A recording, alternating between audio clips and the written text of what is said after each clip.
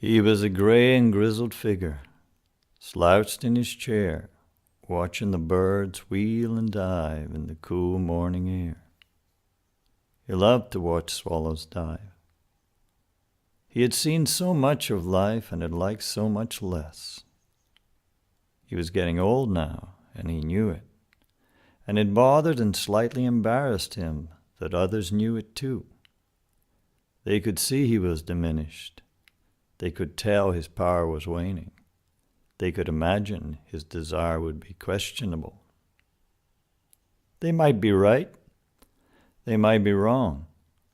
But he was of an age and experience that he knew the opinion of others was like the wind. It could be strong, but also very changeable. He watched the birds dive and soar, perform their acrobatics, and it made him happy to see their display. The wind did not bother the swallows. They used it as they pleased. She was like a breeze. She was almost mirage-like in her slender figure. And there was an inference that one could not define exactly. What was real and what was a dreamlike mirage? Her outline danced in the sun, and she was like a distant figure appearing on the horizon, shimmering in the heat of the day. He watched her walk towards the crystal blue Caribbean Sea. One could hardly look directly at it, it was so bright. The colors were so rich, the blues of every hue, the see-through liquid jewel that is called the Nile and Pool at Crown Point, Tobago. She dipped a toe and planted feet ankle-deep in the cooling freshness, for the heat of the day was high and the sun was relentless and burning. Her hair blew back and revealed her beauty, for indeed she was very beautiful, and he may be old, but he knew beauty when present. He watched her contemplate. She looked around. It was lunchtime, and all the other guests at the resort were elsewhere.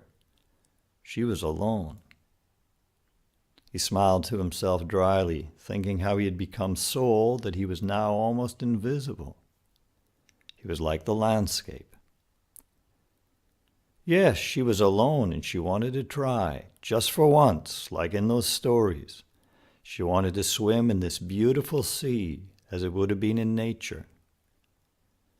She slid the beach wrap from about her and walked into the beauty of the scene, a young woman at the peak of her perfection and power. He watched her with admiration, for she was a glorious sight, and in that moment she had conjured up his past and his pleasures. He murmured to himself hoarsely, "When nature gets it right, she gets it right." As she swam, the sky turned leaden very suddenly, and he looked to see the heavy, sullen clouds crash in, riding a strong wind from his right.